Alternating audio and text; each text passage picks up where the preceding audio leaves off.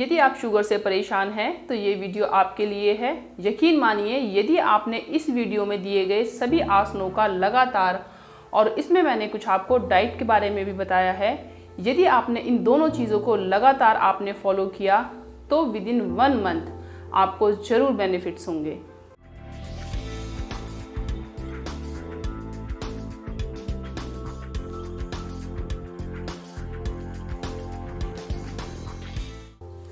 नमस्ते, आप सभी का एक बार फिर से स्वागत है। आशा करती हूँ सभी मस्त होंगे और अच्छे होंगे।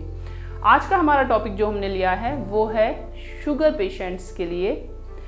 इस वीडियो में हमने शुगर के सभी आसनास को कवर किया है और वीडियो के लास्ट में बताया है कि क्या ऐसे 5 रिच फूड्स हैं जिनको आपको अपने डाइट में शामिल करना है और कुछ ऐसी चीज़ें जो आपको अपनी डाइट से या अपने रूटीन से हटानी है, उसके बारे में हम लास्ट में बात करेंगे। चलिए मैं आपको बता देती हूँ शुगर में किए जाने वाले कुछ ज़रूरी आसनास। देखिए, शुगर पेशेंट के लिए कपालभाति, भस्त्रिका और अनुलोम विलोम, ये तीनों प्राणायाम बहुत ही आवश्यक हैं। बेसिकली कपालभाति प्राणायाम में नहीं आता है, इसे षटक्रिया के नाम से भी जानते हैं। तो कपालभाति और अनुलोम विलोम के लिए मैंने सेपरेट वीडियोस बनाई हुई हैं, आप वो देख सकते हैं। और मैं अपनी क्लास शुरू करती हूँ भस्त्रिका प्राणायाम से। भस्त्रिका प्राणायाम के लिए आपने किसी भी सुखपूर्वक आसन में बैठना है। ध्यान रखें, कमर गर्दन एकदम सीधी, छाती पूरी तरह से फूला हुआ अच्छे से, और लंबी गहरी सांस लेते हुए जैसे आप किसी चीज़ को ऊपर की तरफ उठाते हैं, इस तरह से हाथों को बिल्कुल सीधा करना है। और जैसे आपने किसी चीज़ को पकड़ा और नीचे लाते हुए यहाँ पर मुट्ठियों को खोलते हुए सांसों को बाहर निकालना है। चलिए शुरू करते हैं। लंबी गहरी सांस बाहर निकालते हुए,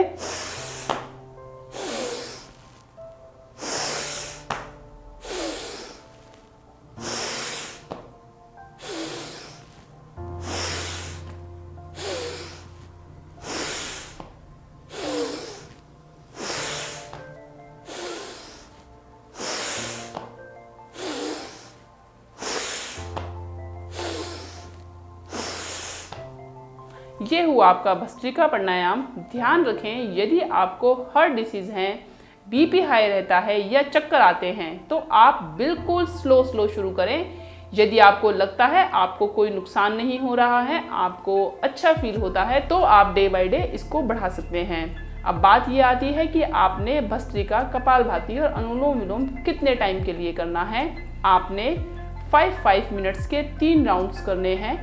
बट जब भी आप शुरू करें, यदि आप 5 मिनट के बीच में थकते हैं तो कंप्लीट रेस्ट कीजिए, नॉर्मल ब्रीदिंग कीजिए। जब आपको थोड़ा सा अच्छा फील हो फिर से शुरू कर दीजिए।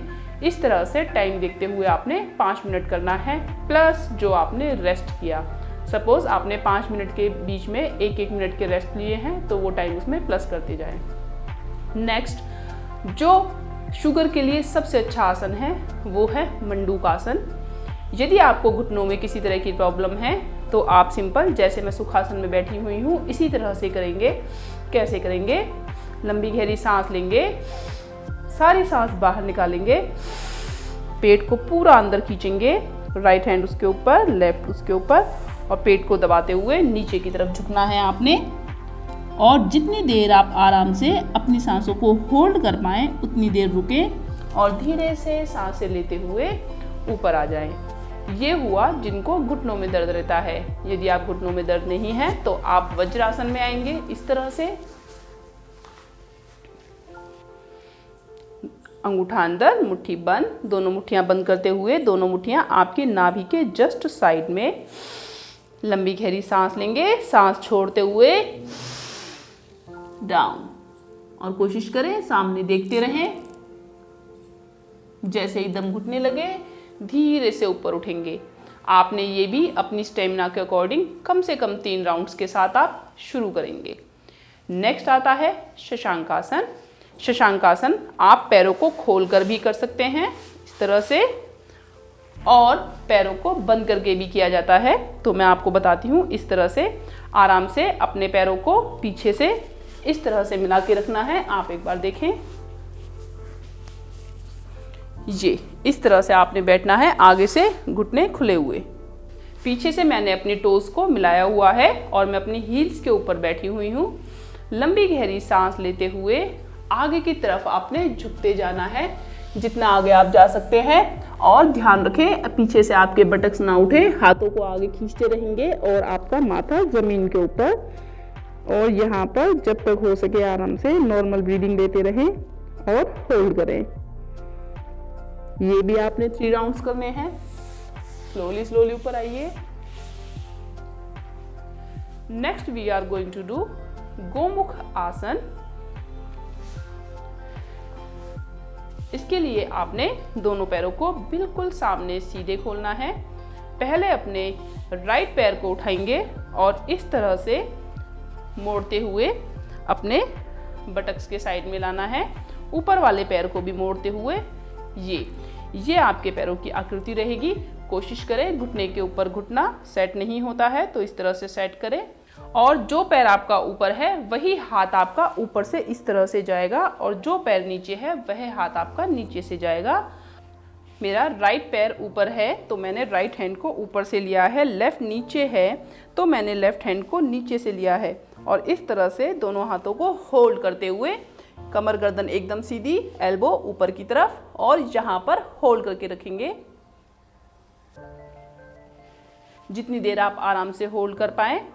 इसी तरह आपने फिर दूसरे पैर से करना है। आप राइट पैर को नीचे से लाएं, लेफ्ट पैर ऊपर। इस बीच होगा क्या कि आपको अपने हाथों को पकड़ने में प्रॉब्लम आएगी, तो आप क्या कर सकते हैं, धीरे से पहले हाथ को इस तरह से लेके जाइए, हाथ को इस तरह से सेट कीजिए और फिर दूसरा हाथ लाते हुए फिर हाथों को अच्छे से होल्ड करेंगे और वही अच्छे से एल्बो ऊपर, कमर गर्दन सीधी और यहाँ पर होल्ड करेंगे।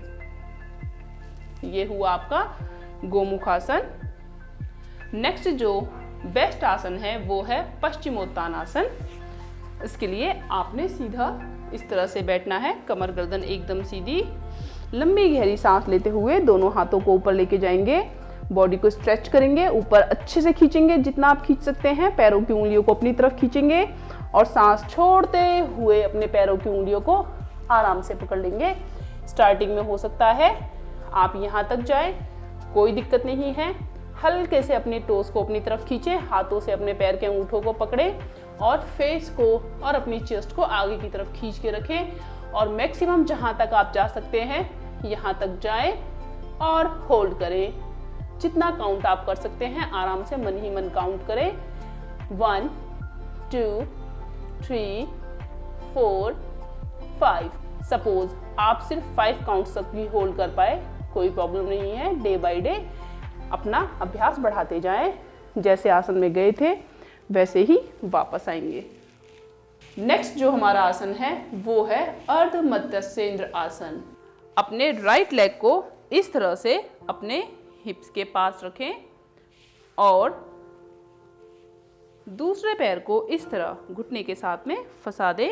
मेरा लेफ्ट लेग ऊपर है तो लेफ्ट हैंड ही पीछे की तरफ जाएगा। अच्छे से ट्विस्ट लेंगे, सांस को बाहर निकालते रहेंगे।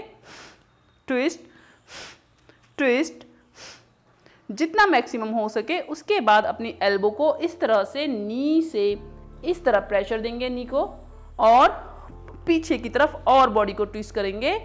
चाहे तो अपने हाथ को यहाँ रखें पैर के ऊपर, चाहे तो यहाँ रखें, इट्स अप टू यू, या इधर भी रख सकते हैं। मेन मोटो है अच्छे से पेट का ट्विस्ट होना। और यहाँ पर होल्ड करें अपने अकॉर्डिंग।